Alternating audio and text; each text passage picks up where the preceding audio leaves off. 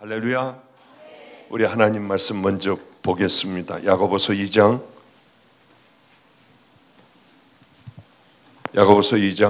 14절입니다. 14절부터 17절까지 보겠습니다. 제가 가지고 있는 구역성경 신약성경 372면에 있습니다. 야고보서 2장 14절부터 17절까지 보겠습니다. 제가 봉독하겠습니다.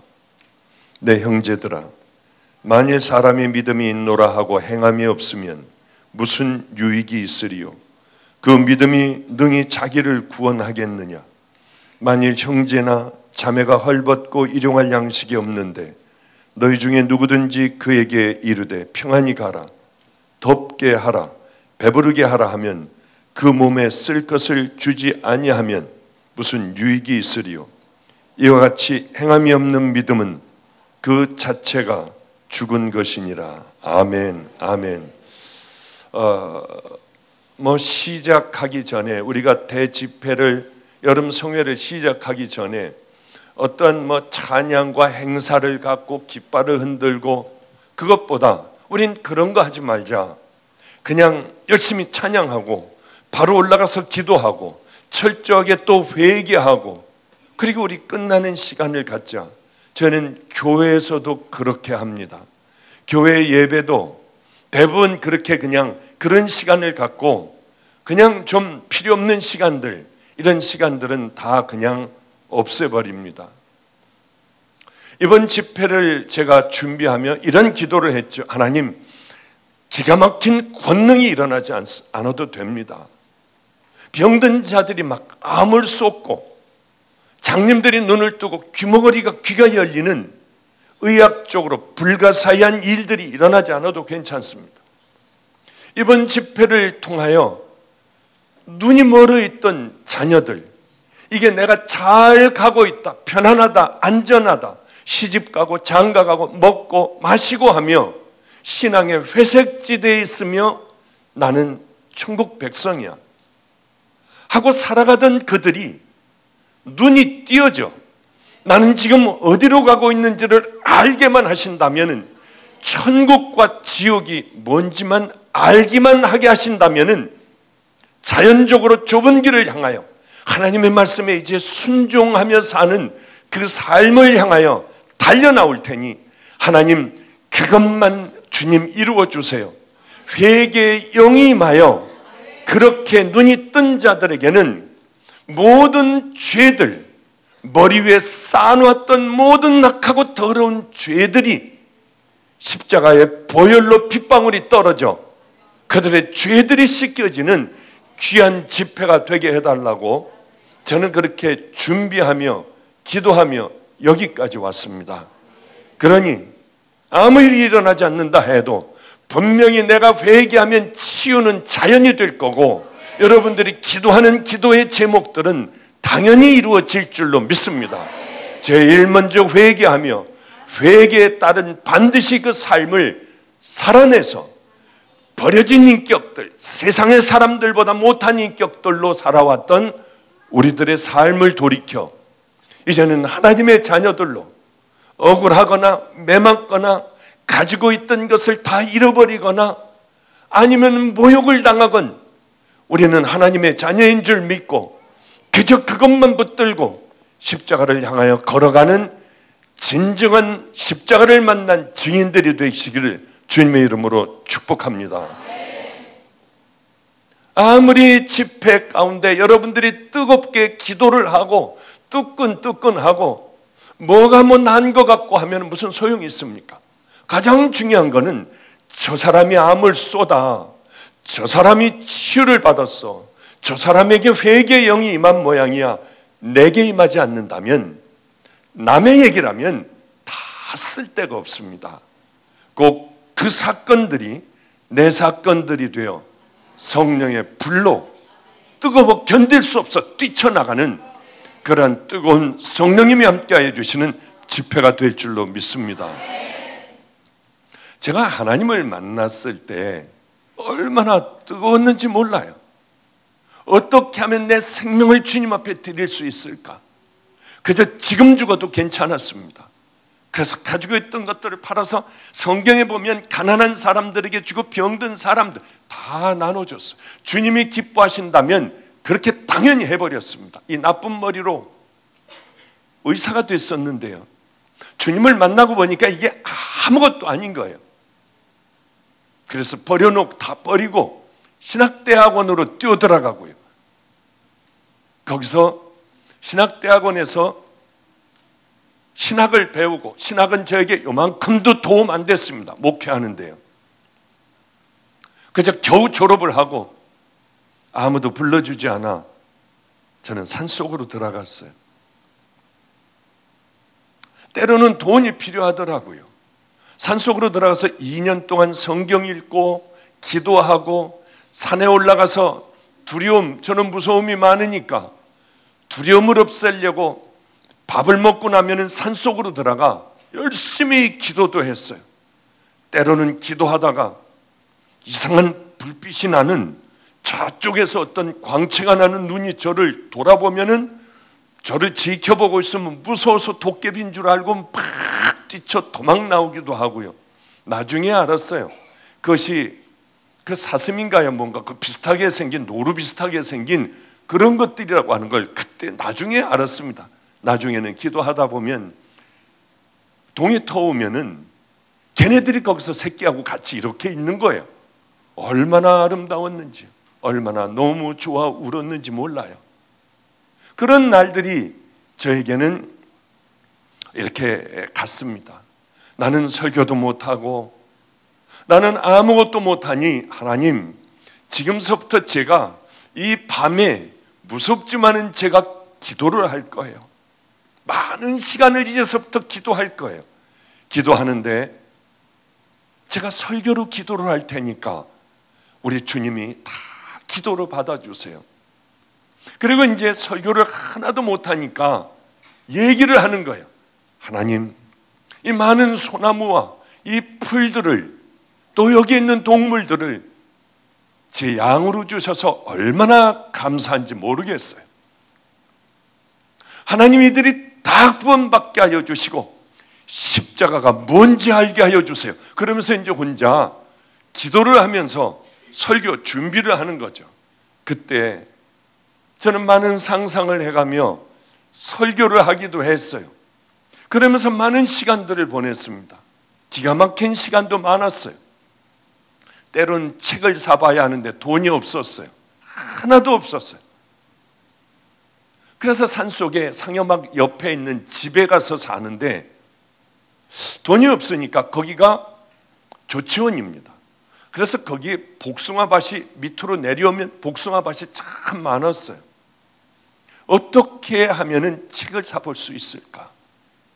가만히 봤더니 새벽 아침서부터 일꾼들이 와서 복숭아 일하는 거, 그 일을 하더군요. 그리고 가만히 보니까 낮에 보면 밥을 이만큼 싸와가지고 밥들을 주더라고요. 나도 저기서 일하면 나도 하루 일당을 줄 거야 하고 거기 슬슬, 이게 숫기가 없어가지고 저도 일할 테니까 좀 해주세요. 그런 걸 잘 못하겠는 거예요. 한 번도 그렇게 해보지 못했으니까. 궁뎅이를 쑥 내밀고 저도 가가지고 그걸 해줘요. 남들보다 더 열심히 일을 해요. 그럼 밥도 주더군요. 그 밥을 얼마나 맛있게 먹었는지요. 끝날 때가 되면 저 사람들 돈 주듯이 나도 줄 거야. 그런데 고맙다고 하며 까만 비닐봉투에 그저 복숭아를 넣어줄 때 그걸 갖고 돌아서 얼마나 기가 막혔는지 몰라요. 그리고 밤에 자려고 하면 왜 그렇게 가려운지요, 그냥. 그래서 눈도 붓고 그 다음날 되면은 돈도 못 얻고요. 그리고 복숭아 쳐다보기도 싫고 이게 막 독이 올라서 쳐다보기도 싫은 그 복숭아를 그래도 까먹어야 하니까 까먹었던 그런 기억이 나요. 그런 시간을 참 오래 보냈어요. 2년을 보냈습니다. 별의별 일들을 다 겪으며 2년이라는 세월을 보냈어요. 그 세월을 보내며 이제는 나는 나가서 개척을 해야겠다 하는 생각이 들었는데 분명히 주님께서 이제 해 주실 거야. 그러며 기다리기 시작을 했는데 돈은 별로 들어오지는 않고요. 어쨌든 간에 주님이 주신 그 돈을 가지고 나가 개척을 하게 됐어요. 안성이라고 하는 곳에. 지금 말씀을 드리려고 하는 것은 이러한 얘기가 아니라 나와서 내가 이제 개척을 하게 되면 내 양들이 있을 텐데 내 양들에게 어떤 목회를 할까? 이 생각을 하며 기도를 했어요. 어떤 말씀을 전해야 하고 뭘 해야 할까? 그리고 기도하는 가운데 하나하나 알아가기 시작을 했습니다. 전도를 하는 교회는 무조건 전도하자고 하여 전도가 돼요. 무조건 됩니다. 선교, 우리 교회는 선교야 하면은 목사님이 선교의 생각을 갖고 있으면 그 교회는 선교하는 교회가 돼요. 우리 교회는 기도해야 돼. 그러면 24시간 막 기도하는 사람들 돌리고 기도하는 교회가 돼요. 우리 교회는 성경을 읽어야 해. 그러면 정말 성경 몇 독씩 하는 교회가 돼요. 그런데 저는 가만히 생각을 해봤어요.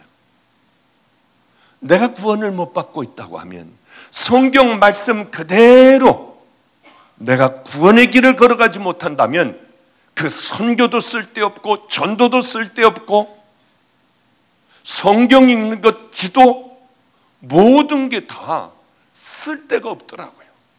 그런데 가만히 들여다가 보니까 기도하며 이제 여러 생각을 하다가 보니까 많은 사람들이 하나님의 방법으로 정말 그 구원이 이루어지고 그 길을 향하여 걸어가는 사람들은 굉장히 적다는 사실을 성경을 통하여 깨달았어요. 얼마나 놀랐는지요. 그땐 밥만 먹으면 성경을 읽고 밥 먹으면 나가서 기도하고 그런 삶을 살다가 보니까 이게 말도 안 되는 거예요. 주님이 말씀하신 그 천국 가는 길 한 길밖에는 없습니다. 그것은 다시 저는 일평생 이 얘기만 하고 있어요. 여기서도 늘 이 얘기만 하고 있습니다. 다른 거 아니에요. 내가 죄인이라고 하는 사실을 깨닫지 못하면 그 사람 절대 구원받은 사람 아니에요.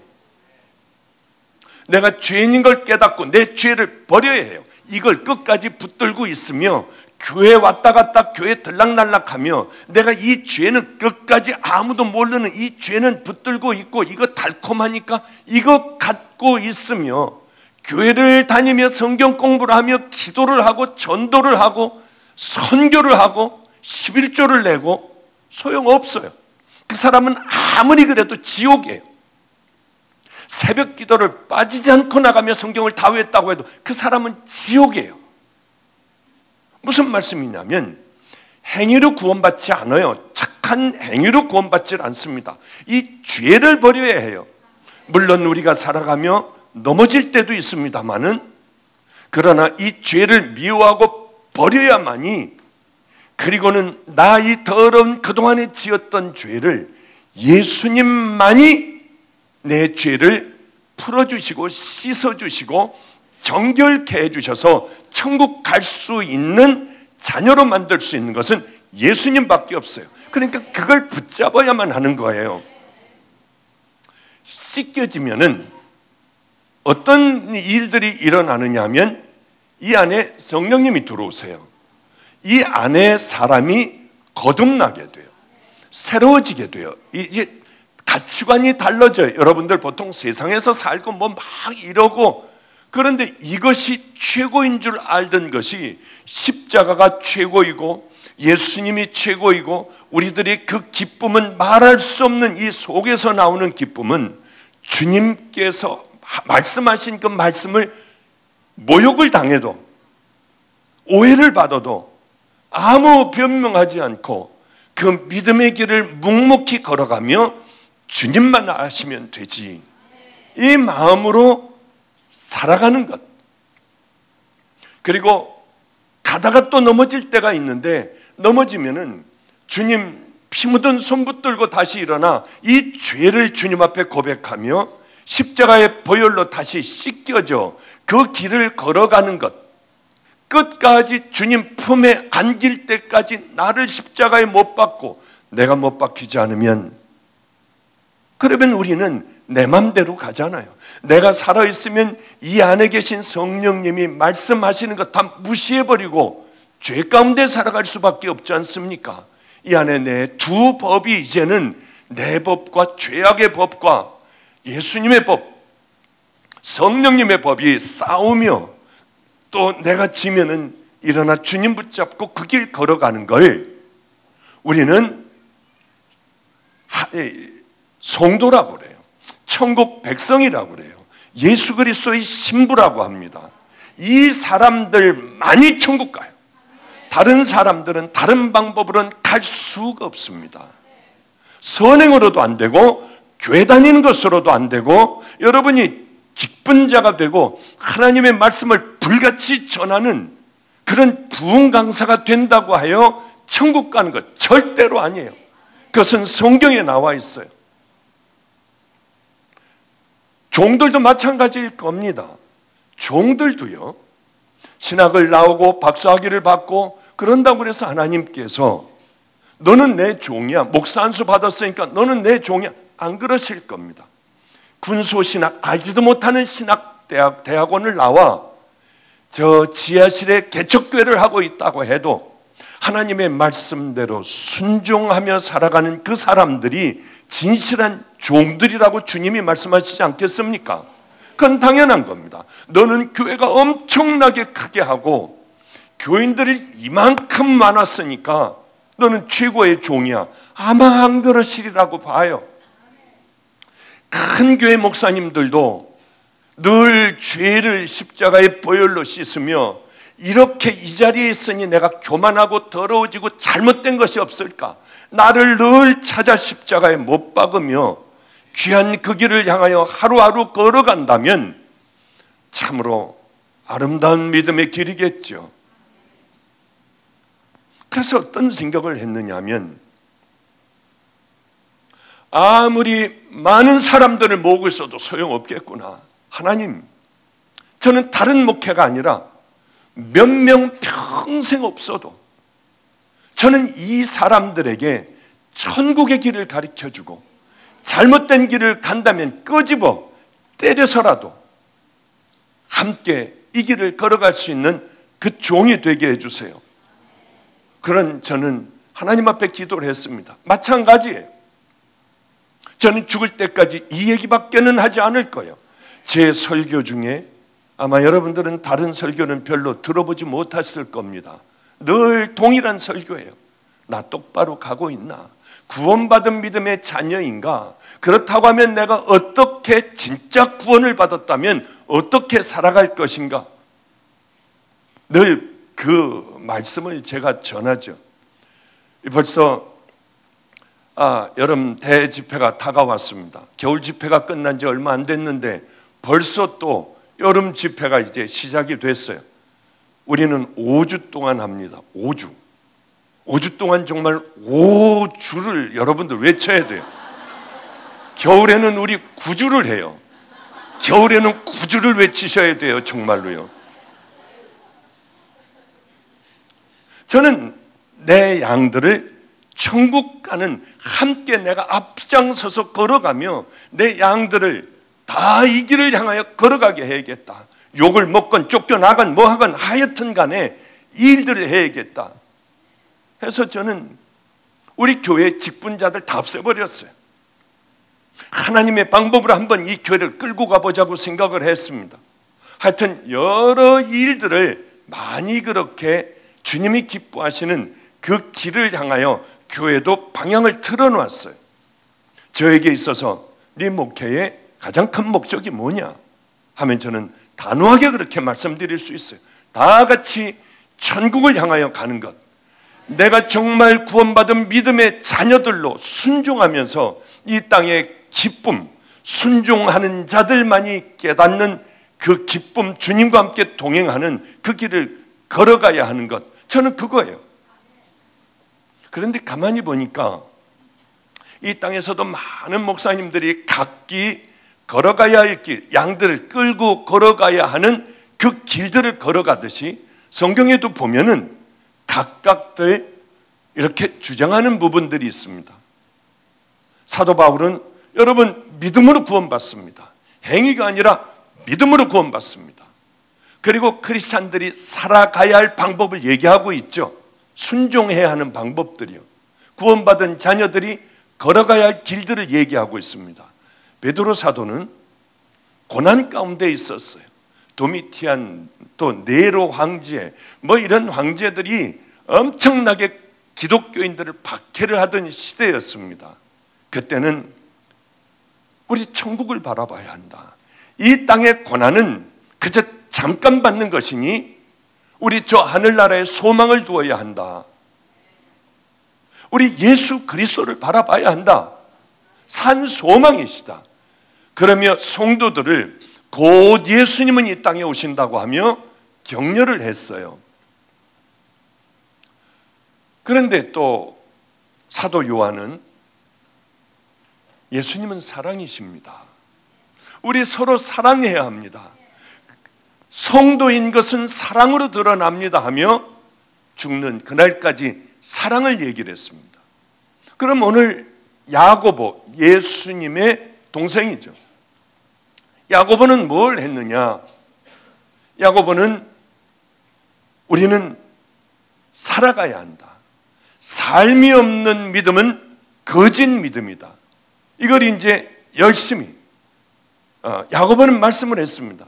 삶이 따라주지 않는다면 그건 죽은 믿음이고 믿음도 아니라고 하는 거예요. 그거는 정말 맞습니다. 사도 바울도 그 얘기를 했어요. 오직 믿음으로 구원받지만은 그 믿음으로 구원받은 증거는 삶으로 드러나야 한다고 하는 것이죠. 행함이 없는 주님 말씀에 순종하지 않는 믿음은 그거는 분명히 죽은 믿음이라고 하는 거예요. 그래서 여러분들이 이렇게 생각하시면 돼요. 나 진짜 구원받았나? 그러면 나 진짠가? 주님 앞에 서면 천국으로 갈 것인가? 지옥으로 갈 것인가? 여러분들은 스스로 생각해 봤습니까? 저는 늘 이 설교할 때마다 여러분들에게 말씀을 드려요. 은퇴하고 난 다음에는 잘 은퇴한 다음에 쓸데없는 늙은 그런 이 욕심, 하나님 앞에 바로 가야 하는 그 준비를 하지 않고 은퇴한 다음에 준비들을 얼마나들 열심히 하는지 몰라요. 좀 건강하게 살아보려고 열심히 운동들을 해요. 그 나쁘다는 거 아닙니다. 좋아요. 그렇게 여러분들이 이 땅에서의 인생 후반전에 연세가 많이 드셔서 살아가는 그 인생도 준비를 하는데 한 번 결정이 되면 영원히 결정이 되는 천국과 지옥은 어떻게 준비를 안 할 수가 있느냐는 거예요. 이것을 준비 안 하는 삶은 말도 안 되는, 아니 정말 기가 막혀 가슴을 치는 그런 이 땅의 삶이에요. 그런데 너무나도 기가 막히게 성도라고 하는 분들, 교회를 열심히 다닌다고 하는 분들이 나 바른 신앙을 가졌나, 나 가는 길은 정말 맞는가를 생각을 안 하고 그냥 막연히 이렇게 하면 천국을 갈 거야 하고 신앙생활을 하는 사람들을 너무나도 많이 봤어요. 이렇게 한번 생각해 보십시오. 나 진짜 주님 말씀에 순종하는가? 마태복음 5, 6, 7장을 말씀하시며 너희들이 이렇게 살지 않으면 너희들 다 지옥 가. 모래 위에 세운 집과 같아서 다 허물어질 거야. 마태복음 5, 6, 7장을 읽어가며 여러분 그 말씀을 순종하려고 애를 썼습니까? 그런데 우린 두려워하지 않아요. 왜냐하면 지금까지 생명을 가지고 살았지 않습니까? 그러니까 우리가 죽는다고 하는 생각은 멀리 있는 줄 압니다. 아니에요. 여러분 다 죽어요. 제가 성도들이 이렇게 소천하는 곳을 가보면 그렇게 오랫동안 예수를 믿었어도 나 어떻게 해요? 겁에 질려. 나 어떻게 하면 되느냐요? 나 이러면 천국 갈 수 있느냐요? 지금 죽어도. 제가 해줄 수 있는 얘기는 지금이라도 회개하세요. 주렁주렁 다뤄놓고 회개가 됩니까? 진실한 기도가 됩니까? 여러분들 배가 끊어질 듯이 한번 아플 때에 그때 열심히 회개 기도가 됩니까? 안 되는 거예요. 그때는 인생의 후반전에 하지, 이렇게 건강할 때도 안 되는데 나이 먹어 이제 죽기 일보 직전에 그렇게 회개가 됩니까? 그런 사람들 정말 건져져서 그렇게 되는 경우가 있다고 하면 그건 정말 행운 가운데 행운이에요. 이 다음에 어떻게 되겠지? 안 됩니다. 지금의 이 신앙을 가지고 우리는 십자가 앞에 서야 해요. 여러분들이 하나님을 만나고 여기까지 왔지 않습니까? 그러면 처음 신앙보다 지금 어때요? 더 좋아졌나요? 나이를 먹어가면 먹어갈수록 우리들의 신앙은 마음이 굳어져서, 어린아이들은 잘 받아들이지만은 세월이 흐르면 흐를수록 우리는 열심히 싸우지 않으면은 우리의 심령은 딱딱하게 굳어져 버릴 수밖에 없고, 어릴 때 그 감격과 감동들도 다 없어져 버리고 이제는 몸이 건조한 삶들, 우리들의 성품들, 마음들, 이것들밖에는 남지 않는다는 거예요. 그래서 정말 싸우며 믿음의 길을 걸어가지 않는 한 딱딱한 믿음, 풀썩풀썩 먼지 나는 믿음, 습관적으로 살아가는 그런 믿음밖에는 가지고 있지 않을 수도 있다고 하는 거예요.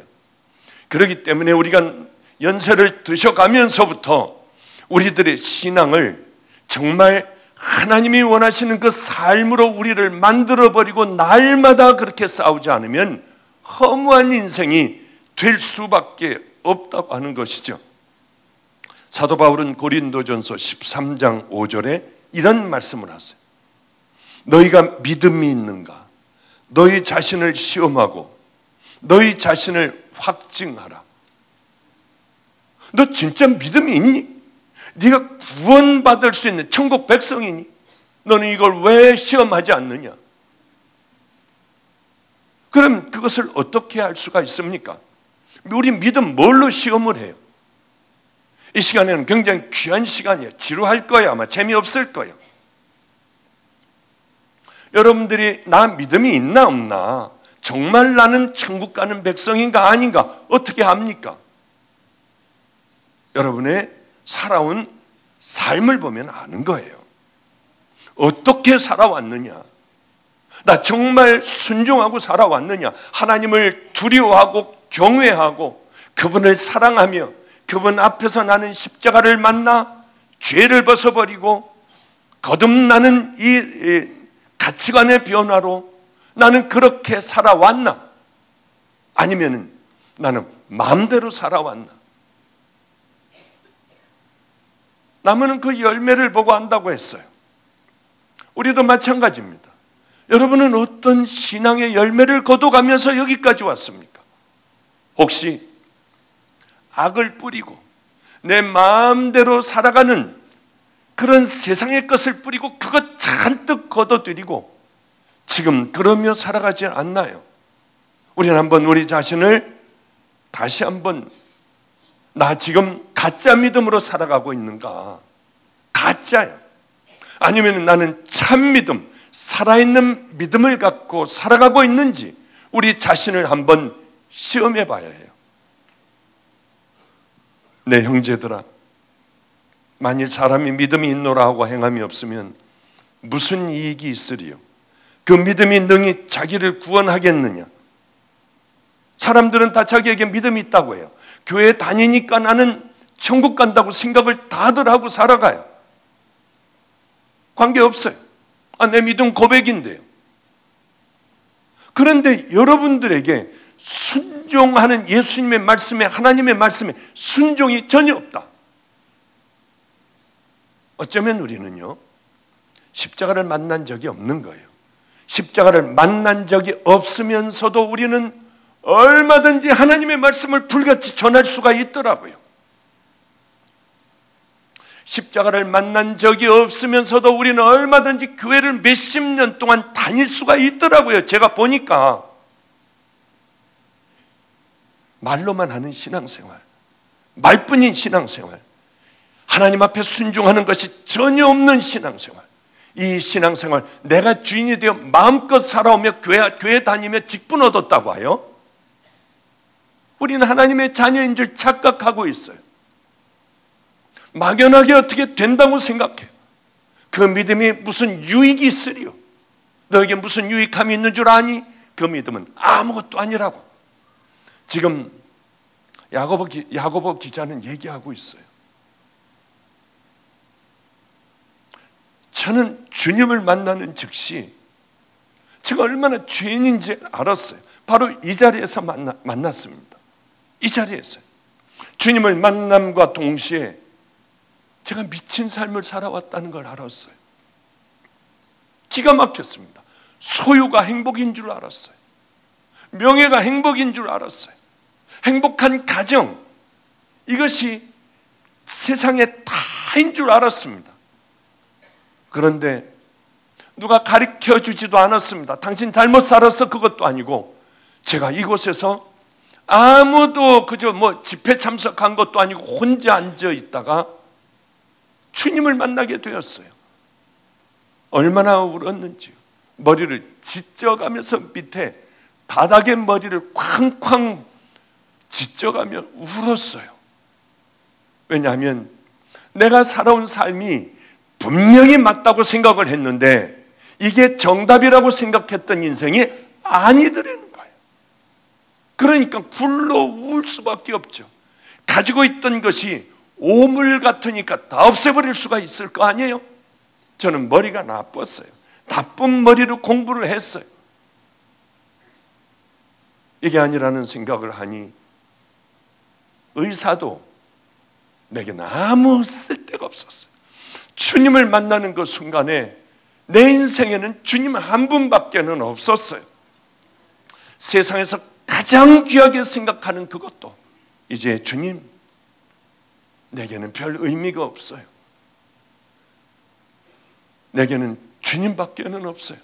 그 모든 것들이 주님 다음이에요. 전부 다음이에요.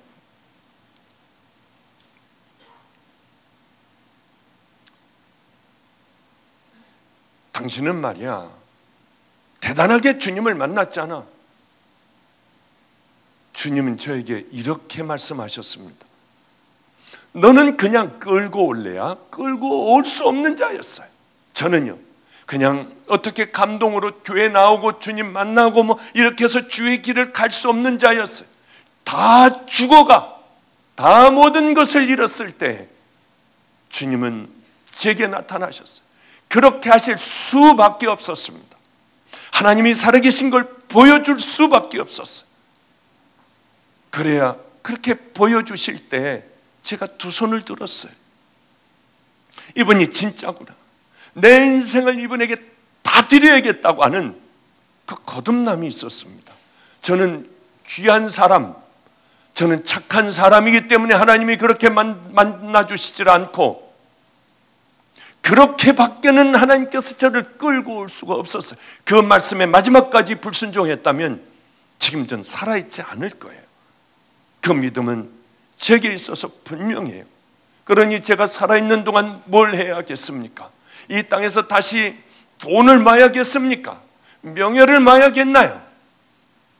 그 과정을 거쳐보니 내게는 그런 이제 하나, 내게 조금도 관심 있는 것이 아니에요.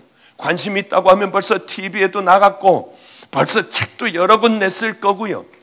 그리고 유명한 데 다니며 하나님 말씀 전했을 거예요. 그러나 이제는 저에게 전혀 관심이 없는 것이 되었어요. 그 믿음이 능히 자기를 구원하겠느냐? 거듭나지도 못하고 죄도 버리지도 않고 그저 세상적인 방법으로 적당하게 타협하며 살아가는 그 믿음이 과연 십자가를 만난 믿음이겠느냐? 우리 주님은 야고보 기자를 통하여 이렇게 지금 질문을 하고 계세요. 여러분들에게 너희들이 가지고 있고 살아온 그 믿음으로 너희들은 구원을 받겠느냐? 삶이 아니에요. 삶은 십자가의 보혈로만 우리는 구원을 받는데, 정말 그렇게 살아갈 수 있는 사람들은 십자가를 만난 믿음의 자녀들이라고 하는 거죠. 좌절하지 마세요. 이 밤에 하나님, 내 죄를 용서해 주세요. 죄를 정리해 버리시면 돼요. 어려운 거 하나도 없습니다. 나 그동안 모르고 지금까지 살아왔으니 십자가의 보혈로 예수님 나 때문에 죽으셨기 때문에 내 죄를 용서해 주세요. 그러면 되는 거예요. 더 이상 뭐가 필요합니까? 그렇게 복잡하고 어렵고 힘든 것이 아니에요.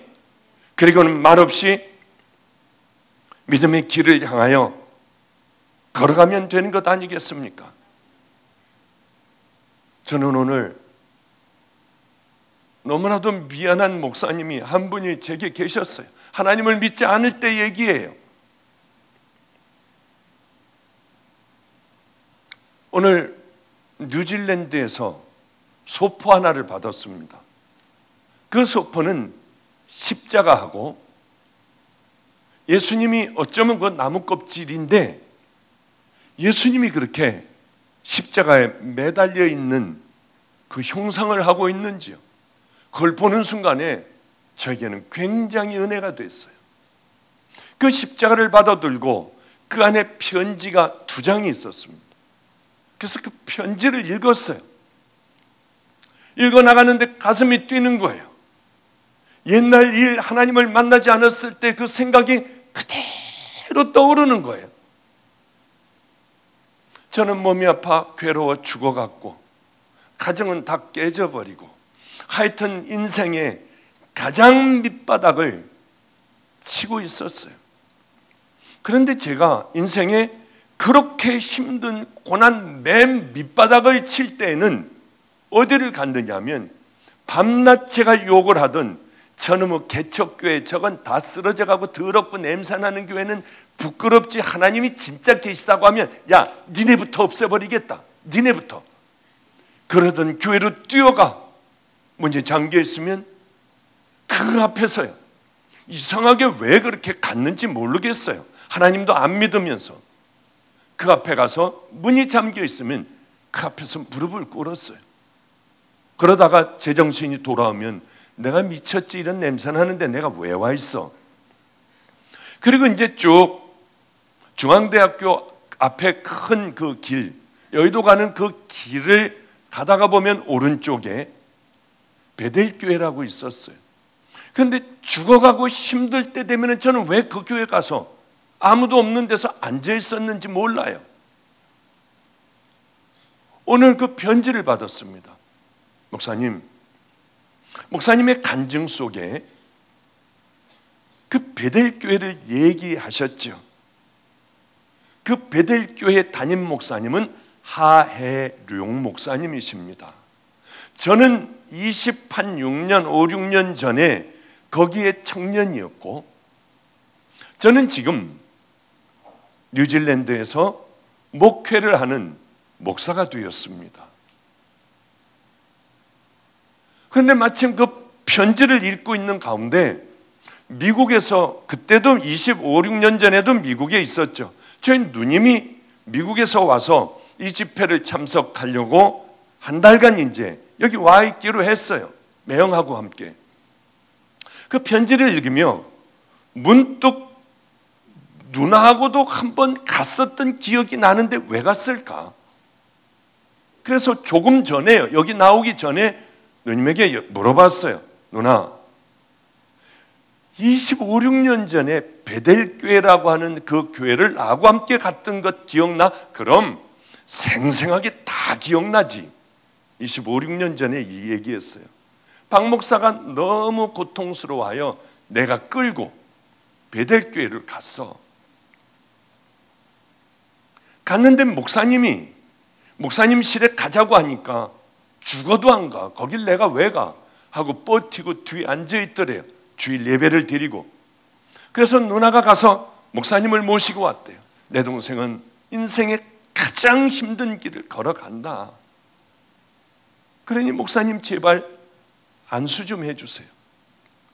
그렇게 저에게 왔어요. 제가 아마 기도 안 받았을 거요. 왜냐하면 그거 다 가짜 갖고 했으니까. 그런데 그 목사님이 하신 말씀까지 다 기억이 난대요. 그래서 뭐라고 했냐고 물어봤어요. 그랬더니 그렇게 힘들 때 우리 예수님은 우리를 붙들어 주시는데 그 붙든 손을 절대로 놓지 않는다. 지금 그렇게 힘들어 있지만은 그 힘든 것은 세월이 지나며 다 잊혀지는 과거가 되니 그렇게 염려하지 말아라. 십자가 붙들어라. 그런데 제가 그냥 아주 짜증나는 표정을 하고 있더래요. 이게 뭐 다 아니니까. 그런데 나오면서 나는 저 목사님 같이 진실한 목사님이면 나도 한번 믿어볼 만해. 그러더니 가자고 하더니 나왔대요. 아마 그날도 나가서 술 먹고 뭐하고 놀고 그랬을 것 같아요, 아마. 그런데 그 목사님의 편지를 읽으며 저는 정말 깜짝 놀랐어요. 하혜룡 목사님. 그 목사님은 바로 제가 그럴 때에, 그렇게 힘들었을 바로 그 시기에 하나밖에 없는 외아들을 같이 수련회를 갔다 물에 빠져 죽었대요. 바로 그때예요. 저는 오늘이 와서, 좀 전에 와서 그때의 청년으로 그 교회에 다녔던 지금의 뉴질랜드에 있는 목사님의 편지를 받고야 알았어요. 그 목사님도 너무 힘든 삶을 살아가고 계셨어요. 오늘 편지에 하혜룡 목사님이 얼마나 아들이 보고 싶었는지 설교하시며 그렇게 우셨대요. 그럴 때 제가 간 거예요. 그 목사님은 좋은 목사님 같아서 언젠가 한 번은 제가 아무도 없을 때 너무 마음이 힘들고 몸이 아파 죽을 것 같기에 주일날 그 교회를 가게 됐어요. 베델 교회를요. 그랬는데 교인들이 온통 눈물 바다였습니다. 왜냐하면 목사님이 여기 앉아 계시다가 나오시는데 더듬거리시는 거예요. 뭐가 있는지 모르는, 그렇게 더듬거리더니 나오더니, 여러분, 저는 완전한 장님이 되었습니다. 당뇨병이 있으셨던 것 같아요. 지금 생각해 보면. 그러니 교인들이 우느라고 설교가 안 되는 거예요. 그때에, 바로 그때였어요.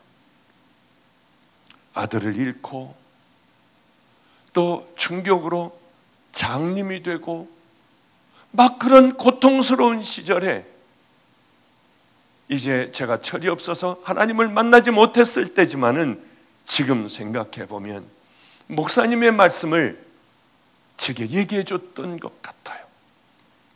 예수님은 우리를 붙든 손을 놓지 않습니다. 당신이 겪고 있는 이 고난도 세월이 흐르면 다 잊혀질 겁니다. 그리고 얼마 또 안 있어서였어요. 제가 이제는 하나님을 만나게 되었습니다. 그저 몇 달 지나지 않아 막 그렇게 되고, 거기에서 그렇게 그 목사님과 목사님이 장님이 되고 사람들이 다 울고 할 때에 저는 맨 뒤에서 엎드려 있었어요. 그런데 찬양을 하는데, 나 이제 왔으니 내 집을 찾아, 그 찬양을 하는 거예요. 뒤에서 하나님은 만나지 않았지만, 나는 그분이 누군지를 몰랐지만 그렇게 뒤에서 울었어요. 저도, 교인들도 소리 내면서 울었고요. 아마 하나님께서 저를 만나시려고 이렇게 준비를 해 놓으셨던 것 같아요. 얼마나 울었는지 몰라요. 차를 타고 나오면서도 왜 그렇게 눈물이 나는지요. 눈물이 앞을 가려 저기 공원 있는 데 가서 엎드려서 한참을 온 것 같아요. 그러다 저는 주님을 만났어요. 그 목사님은 까맣게 잊어버리고요. 그러다 어느 날 주님을 만나 이제 인천에 와서 늘 작정 기도를 하느라고 차를 타고 오는데 거기 조기가 크게 걸렸더군요. 먹는 조기 말고요, 사람 소천하면은 이렇게 크게 뭐 주여 고이 잠들게 하소서 뭐 이런 것들서부터 까만 양복을 입고 차들이 거기 얼마나 많았는지요. 그냥 무심코 좋은 목사님, 하혜룡 목사님, 그 외에도 제가 그분의 설교를 점잖은 목소리로, 특별한 목소리로 설교하시는 그 설교를 굉장히 많이 듣고, 내가 지금쯤이면 그 목사님 만나 묻고 싶은 것도, 또한 점잖은 인격에서 나오는 그 영향도 많이 받았을 텐데, 정신을 차리고 보면 내 존경하던 할아버님도 하나님 품에 안기셨고, 하혜룡 목사님도 하나님 품에 안기셨고, 그때는 제게 있어서 이 일이 심각하지가 않았습니다마는, 그러나 오늘 그 편지를 제가 받으면서 옛날로 깊은 생각에 빠졌었어요. 목사님 얼마나 힘드셨을까. 내가 고난에 빠져 있다고 하지만은 내 고난과 비교할 수 없는 큰 고통 가운데서도 주님은 우리들 손 놓지 않으십니다. 세월이 흐르면 이것도 또한 잊혀질 거예요. 본인의 고백을 하던 그 목사님에게 오늘 얼마나 죄송했는지요. 아들을 잃었대요. 하나밖에 없는 아들이라고 해요.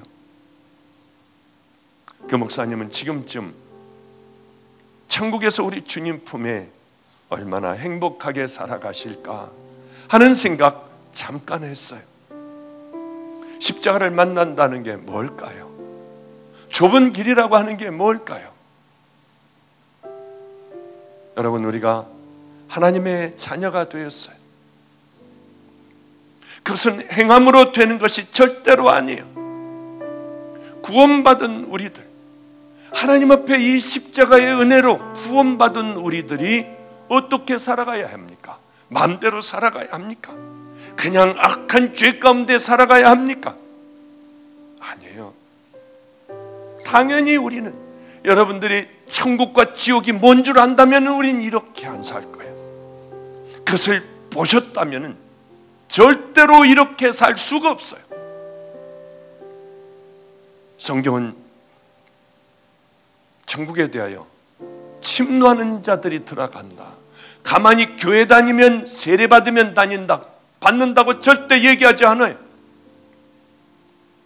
십자가의 보혈로 씻겨야 가고 거듭나야 가며, 너희들이 주여 주여 한다고 들어가는 것이 아니라 하나님의 말씀에 순종하는 자들, 십자가의 보혈로 씻겼으면 순종하는 자들이 걸어가며, 좁은 길이 영원한 길이고 달란트를 열심히 이 땅에 남겨야 하며 등에 기름을 준비하고 이제 오실 신랑을 기다리며 살아가지 않는다면, 준비하지 않는다면 언제 어느 시에 도적이 들어올지 모르는 것과 같이 시집가고 먹고 장가가고 회사가고 그저 살아가는 그 삶 속에 주님이 오시기도 하고, 부지무식간에 우리도 모르게 어떤 사고를 통해서 아니면 병을 통하여 주님의 심판대 앞에 서게 될 겁니다. 그때 이런 생각이 날 거예요. 만일 형제나 자매가 헐벗고 일용할 양식이 없는데 너희 중에 누구든지 그에게 이르되 평안히 가라, 더웁게 하라, 배부르게 하라 하며 그 몸에 쓸 것을 주지 아니하면 그 믿음은 아무 유익이 없는 것이니라. 우리는 이 땅을 살아가며 열심히 우리 주님이 내 앞에 이것을 지나가게 하지 않으셨나 붙들고 하늘나라에 쌓아놓으며 살아가야 돼요. 제가 저번 주에 정말 가난한 교회를 갔다 왔어요. 목사님은 암에 걸려 이제 얼마 안 남으셨고, 사모님은 심장병으로 그렇게 애쓰시고, 교회는 지하실에 있어서 비가 오면 물이 들이닥치고요, 교회는 그 오랫동안의 세월 동안에 긴 세월 동안 그저 한 10명, 12명 이것밖에는 되지 않고 교회는 유지가 안 되는 교회였어요. 목사님은 그럼에도 불구하고 강대상에서 말씀을 외치라고 하는 그 말씀을 듣고 너무 환하게 웃고 돌아가셨다고 하는 얘기를 듣고 내가 집회를 가야지. 언제가 가장 귀한 집회일까? 저에겐 주일이었어요. 저는 주님을 만났으니까요. 주일이 내게는 생명 같은 귀한 시간이에요. 여러분은 주일은 어떤 시간인가요? 그냥 와서 때우고 가는 시간 아닌가요? 생명을 던지는 시간인가요? 주님을 만나고 여러분들의 죄를 씻김 받는 그런 시간인가요? 저에게는 굉장히 중요한 시간이에요. 우리 교회는 어른들만 한 2,000여 명이 예배를 드리고 그 요만한 교회에서 하여튼 여기서도 방주교회에서 8시, 10시 예배를 드리고 제가 여기서도 방주교회하고 똑같은 예배를 드려요. 방주교회 예배입니다. 여기서 12시, 2시 반 열심히 예배를 드려요. 제게는 하여튼 최선을 다하는 예배예요. 온 사람들 다 안수해주고 그때는 정말 안수해주고 너무 힘들어 화장실 가서 토하기도 해요. 제게 최선 다하는 그 시간이 바로 주일이에요. 나를 기다리고 있는 양도 있지만은 몇 명 없는 거길 가야겠다 하고 전전주에 제가 그 교회 가서 주일날 열심히 8시간을 설교를 준비해서 그리고 개척교회 가서 말씀을 전했어요. 왜냐하면 당연한 거예요. 그저 쓸데없는 시간 월요일 화요일 그렇게 합시다 그게 아니라 주님이 보시면은 가장 귀한 시간에 그곳 가는 것을 기뻐하시겠지 않습니까? 그런데 그곳을 가려고 하면은 그렇게 신나는 일들이 생겨요. 4살짜리 아이를 저에게 옛날에 혼자 먹을 것도 없을 때 누가 4살짜리를 저에게 맡겼어요. 이 아이를 보니 얼마나 마음이 메어지는지요. 이쁘게 생긴 아이였습니다. 첫날 오줌을 쌌어요. 오자마자 그 아이를 따뜻한 물을 이렇게 해놓고 옷을 그 안에다가 집어넣어놓고 저는 혼자 사니까 4살짜리라도 만질 수가 없잖아요.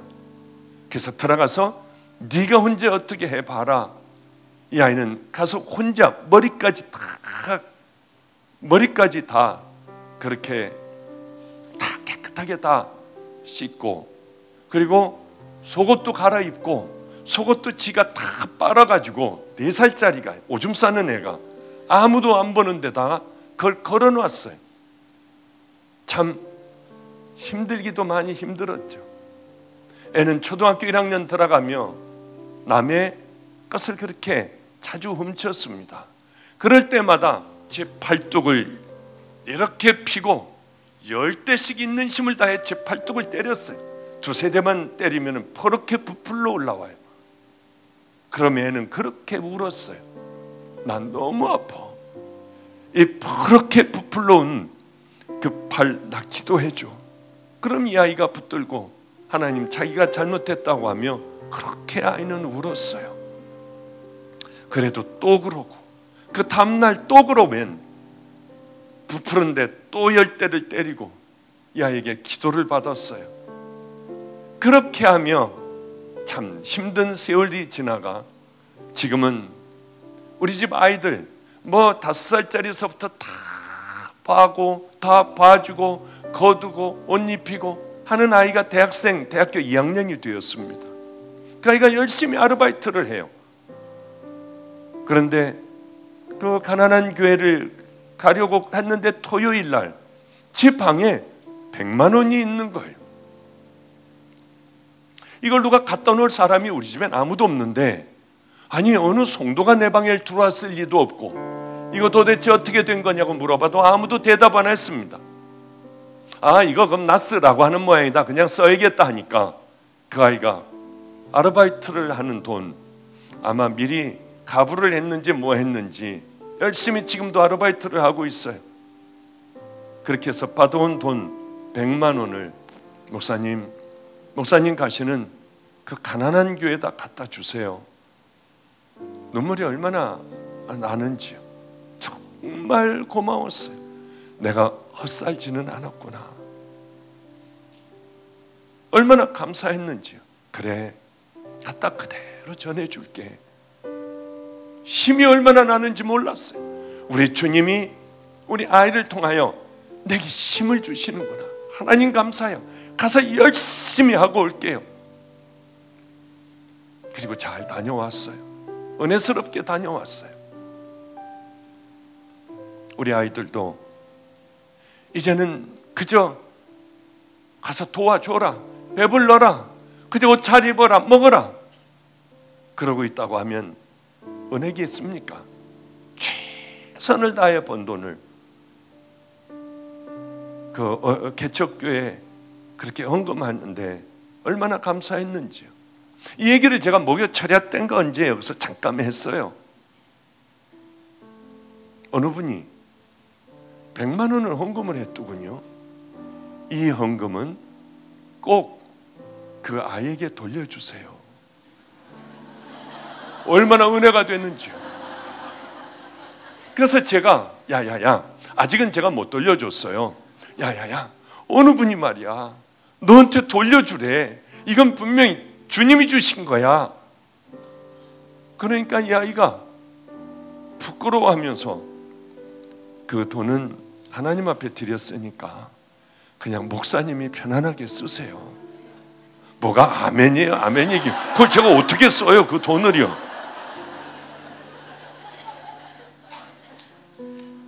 참 행복했어요. 참 마음이 따뜻했어요. 누가 저에게 많은 걸 준다고 하여 이렇게 따뜻하고 행복할까? 그날 밤은 정말 우리 주님이 주시는 축복으로 오래간만에 그렇게 따뜻함을 느껴봤어요. 우리 예수님에게도 이렇게 얘기했구나. 우리들의 삶이 예수님 앞에서 이렇게 살아간다면 그분은 우리에게 모든 걸 다 해주실 거예요. 제가 혼자 이런 생각을 했어요. 그래, 제가 좋아하는 그놈을 꼭 소개시켜줘야겠구나. 그래, 너는 이제 내가 네 시집갈 때 그래, 내가 이제 너 모든 것 다 해줄 거야. 내가 너를 데리고 들어갈 거야. 난 딴딴하면서 나 울지 않을 거야. 너 데리고 들어가서 너 세워놓고 올라와가지고 내가 주례도 해주고, 너 신혼여행 갈 때 내가 어디든지 따라가가지고, 그건 싫어할지 모르겠습니다만은 하여튼 다 해줘야겠다고 하는 마음이, 이 마음 내가 절대 변하지 않을 거야 하고 요만한 수첩에 다 적어놨어요. 오늘의 감동을요. 저 아이가 못되게 굴 때 이거 꺼내봐야겠다. 그리고 깊이 집어넣어 놨어요. 그리고 가만히 생각하고 그걸 한번 읽어보니까 이런 마음이 들어요. 그렇겠구나. 우리 주님도 마찬가지겠구나. 우리가 때로는 살아가다가 죄악도 짓고 하나님 앞에 온전치 못한 삶으로 살아갈 때가 얼마나 많아요. 우리 아이 하나가 제가 운동하고 있는데, 목사님 저는 괴로워 죽겠어요. 뭐가 괴롭니? 목사님 저는 그렇게 착하지 않은데 얘는 제가 볼 때 정말 선한 애예요. 하나님이 내게 주신 선물이라고 저는 늘 생각하고 있는 아이예요. 너무 고마운 아이예요. 제가 고통스러우면은 자기 무서움이 많은데 공동묘지에 가서 그렇게 밤 12시부터 비가 오는데도 우리 목사님 마음 좀 편하게 해달라고 기도하고 와요. 온통 흙투성이에서 야단을 치면 겨우 부끄럽게 그 얘기를 하는 거예요. 목사님 저는 참 나쁜 사람이에요. 그런데 사람들이 그렇게 저를 착하다고 하는데 이게 저에게는 가장 큰 고통이에요. 얘가 지금 내 얘기를 하고 있나? 그래서 제가 물었어요. 너 지금 비꼬고 나 얘기하고 있는 건 아니니? 아니면 주님께서 너에게 지금 그 마음을 나를 향해서 주셨니? 아니에요 목사님, 제가 정말 그래요. 근데 그건 내 얘기야. 나는 똑바로 살아가지도 못하는데 사람들이 좋은 목사라고 할 때마다 저 사람들이 나를 알면 다 도망갈 거야. 난 그렇게 생각하고 살아가. 목사님 저도 그래요. 저는 나쁜 녀석이에요. 귀하게 아이들 잘 컸구나. 그래서 이런 얘기를 해줬습니다. 주님 앞에 가까이 가면 갈수록 옛날엔 죄라고 생각하지도 않았던 것들이 불이 환하게 비치면 나 같은 녀석이 없댄다 신음소리 내며, 그러니 순종하고 살아가야지. 이제 말씀을 마치도록 할게요. 이와 같이 행함이 없는 믿음은 그 자체가 죽은 것이니라. 하나님을 감동시켜 드릴 수도 없고 그 믿음으로 우리를 구원할 수도 없다고 했어요. 왜? 애초에 십자가를 만나지 않은 우리들이었으니까. 하나님 말씀에 순종할 수도 없고 그렇게 말씀 따라 살아갈 수도 없고 그 길을 걸어갈 수도 없지요. 그러나 십자가를 만난 믿음의 자녀들은 어떤 고난과 역경이 있어도 아브라함과 같이 이삭을 주저하지 않고 바치고 라합과 같이 정탐꾼들을 생명을 다해 숨겨두고 요셉과 같이 정말 끊어버릴 수 없는 그것들을 칼같이 끊어버리고 옥에 갇혀 그래도 기쁨으로 주님을 부르는 그 믿음은 하나님을 만나지 않으면, 십자가를 만나지 않으면 갈 수 없는 그런 믿음들입니다. 이제 다시 한번 이번 집회를 통하여 나 잘 가고 있나? 나는 진짜인가 아니면은 거짓된 믿음인가? 다시 한번 생각해 보시며 이번 집회 기간 동안에 탄탄한 바위 위에 여러분의 믿음을 세우며 하나님 말씀에 순종하는 것이 얼마나 큰 기쁨인가 깨닫고 모든 죄를 버리고 십자가의 보혈로 다시 씻겨지는, 그래서 기도할 때에 병든 자들이 일어나고 또한 가지고 있는 힘든 문제들이 해결되며 하늘로서 주시는 받은 자만이 아는 그 기쁨이 여러분의 삶 가운데 충만하시기를 주님의 이름으로 축복합니다. 기도하겠습니다.